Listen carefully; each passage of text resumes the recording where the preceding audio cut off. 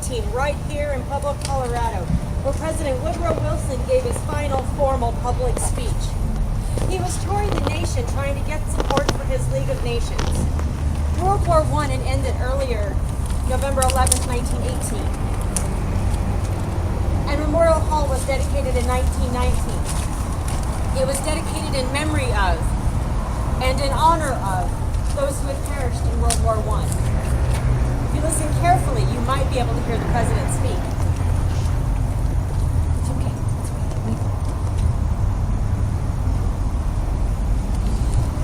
It is with a great deal of genuine pleasure that I find myself in Pueblo, and I feel it a compliment to be in this beautiful hall. As I look about, I see that one of the advantages of this hall is that you folks are very close, and because you're close, there's nothing that gives a politician more comfort than being right up close with his fellow citizens. As I've traveled the country, I've gained a new perspective on the homogeneity of this great people. That means special sameness. They come from many stocks, but they are all of the same kind. They come from many origins, but they're all shot through with the same principles and desire the same righteous and honest things. Wilson was elected president in 1912 and then re-elected in 1916. He ran as a Democrat, but even though he didn't get the majority of votes, he still won because the Republicans ran two people on that ticket that year, Theodore Roosevelt and William Howard Taft.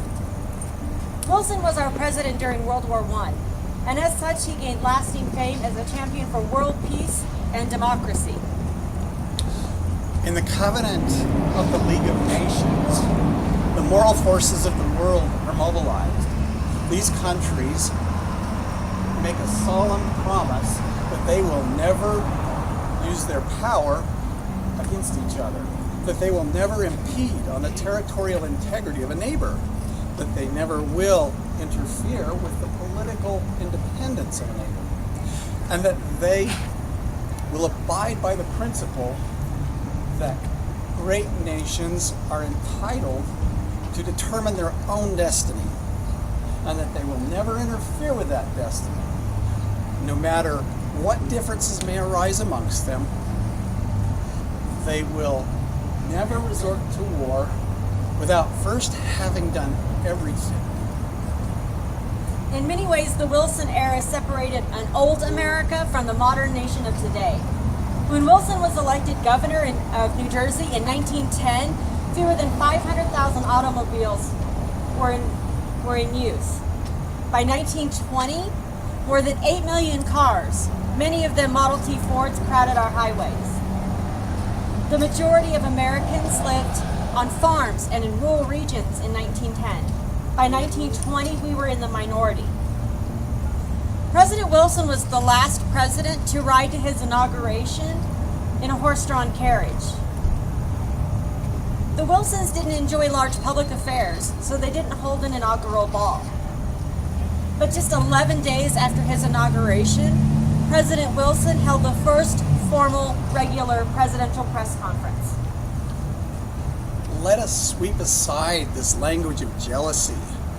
Let us be big enough to accept the facts and to welcome the facts, because the facts are based upon a principle that America has always fought for, namely the equality of peace-loving people, no matter big or small, not counting men, but counting rights, not counting representation, but counting the purpose for that representation.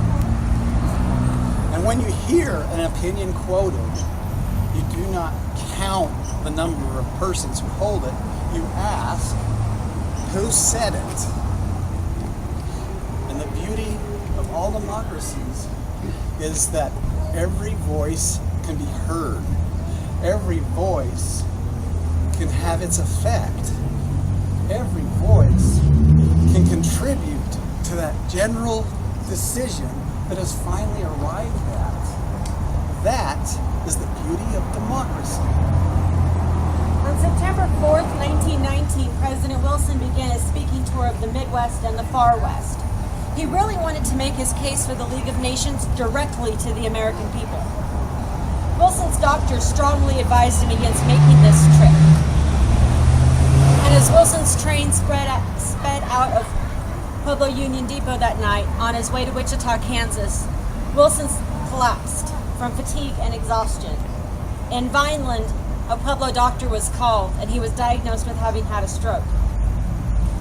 Wilson canceled the remainder of his trip, and then October 2nd, 1919, he had his paralytic stroke.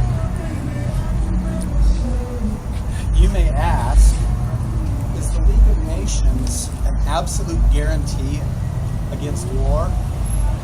No, I know of no absolute guarantee against the errors of human judgment or the violence of human passion. But I ask you this. I have a couple of friends, and they have this habit of losing their temper. And when they lose their temper, they have this habit of using very unparliamentary language. And their friends were able to convince them not to swear inside the town limits. When the urge came upon them, they took a cable car out of town to swear. When they got there, of course, they no longer wanted to swear. And so they came back, convinced that they were what they were, a couple of unspeakable fools. And their habit was greatly diminished by that experience.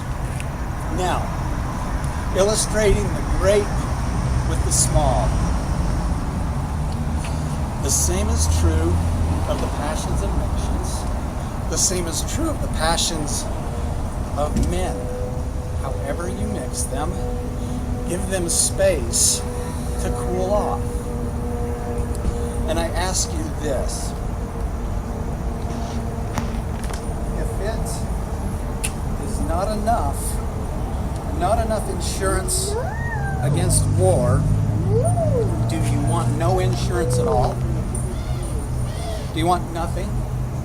Do you want the possibility that there may not be war, but also the possibility that there will be? The arrangements of justice do not stand by themselves. The arrangements of this treaty are just, but they need the support and combined power of the great nations of the world, and they should have that support.